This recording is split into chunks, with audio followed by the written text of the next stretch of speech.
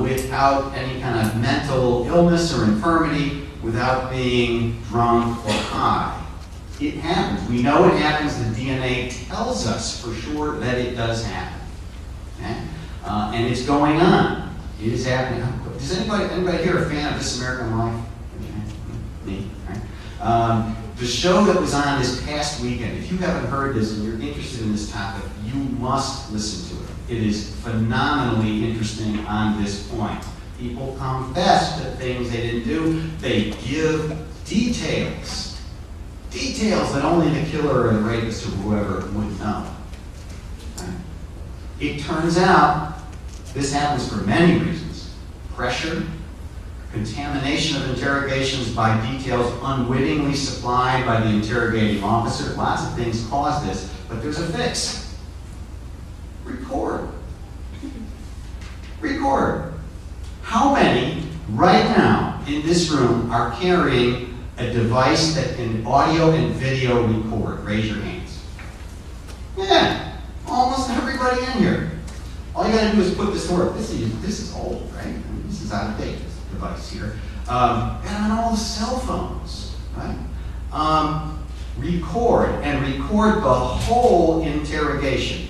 Sometimes when things get recorded, all that gets recorded is that part at the end when they're saying, yes, I did it, and here's how I did it. Right? But you want the whole thing from the Miranda warnings all the way to the end. Right? Because that will capture, number one, any abuse that is going on, and sometimes that kind of stuff does happen, though it's rare these days. Number two, it will show you where the contamination is, if it's happening, the supplying of details in an unconscious and unwitting way. It'll show you where things go wrong, and that's the opportunity to learn how to do them right. So record. It's not that hard. This particular change here that science has recommended is gotten a lot of traction, more than some of these other ideas I'm going to present to you. There are an increasing number of police departments that are doing this, states that are requiring it. Illinois now, I think, requires it in some of its more serious crimes, murder, rape, things like that. Okay? So this is coming. This is coming. It's not here yet. There's still plenty of resistance. The top resisting agency to recording, anybody know? The FBI. Here's another thing to know about interrogation. Lies. Right? Lies. The Supreme Court says that you can lie to a suspect during an interrogation. It's allowed. You can lie. Right? This isn't a conversation, says the Supreme Court. You're trying to get people to talk. Right?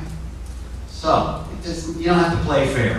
You could tell them, your buddy in the next room, he's talking, you better open your mouth, this is your last chance. But it turns out some lies are more equal than others, and one of the kinds that is lies about the results of scientific testing. Okay?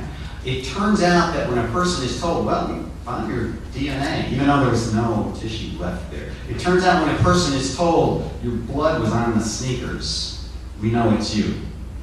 It turns out that when they're told lies about scientific testing, person, even if they didn't do something, they don't know what's going on, they feel trapped, the pressure increases dramatically through lies like this. So one of the things we could do is ban at least those kinds of lies, even if the Supreme Court says we can tell lies during interrogations. Right? Let's shift to another area now, forensics. Right? And when I say forensics, again, I'm excluding DNA, I'm excluding the kind of chemistry-based stuff and toxicology. That stuff all works, it comes from science.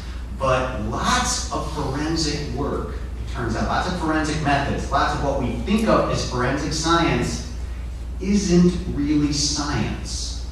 Not in the true sense of that word. It's not science at all. It turns out it is based on experience, and it involves human judgment. It involves people applying their own standards, which they have learned more as a craft than a science. It is not based on data, like good science is. It is based on human interpretation of a viewed or seen, or of a viewed or heard or something phenomenon.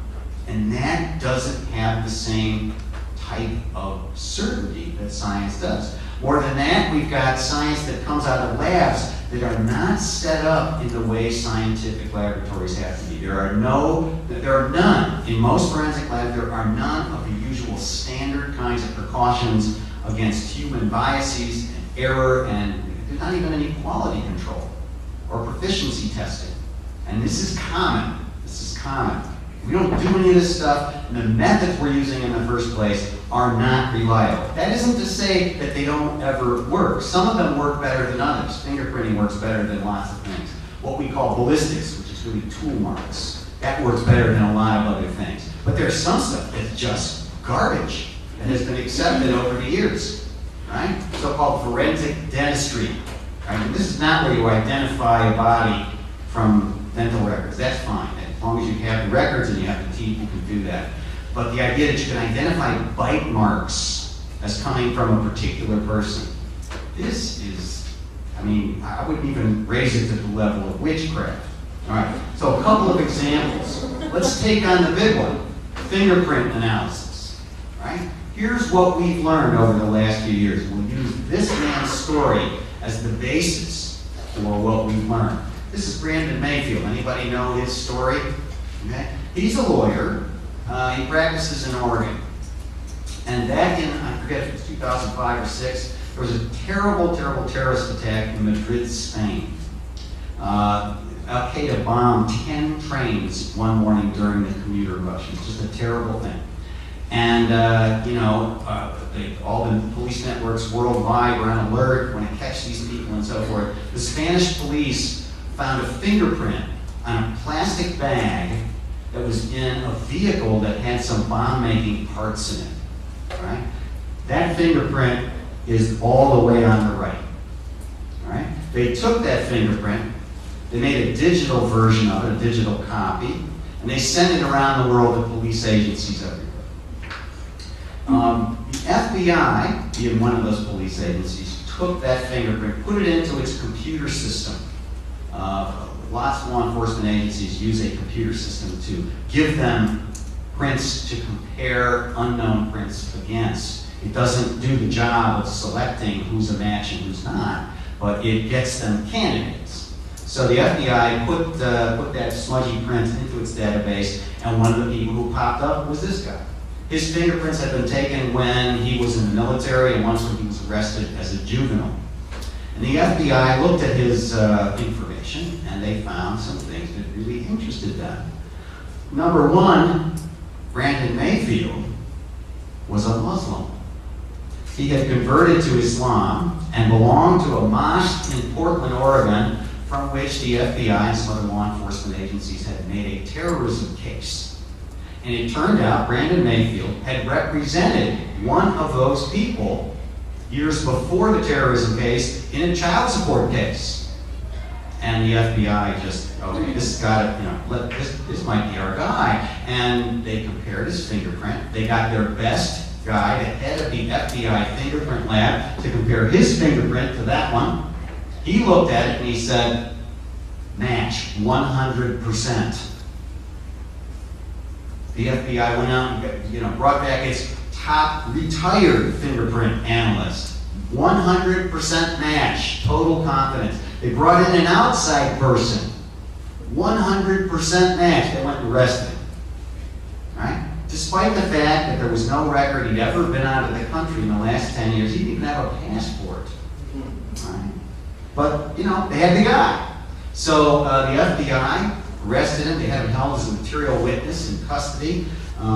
They sent over his fingerprint to the Spanish police. They said, we got your guy. The Spanish police called right back and said, no, we don't think it's the guy.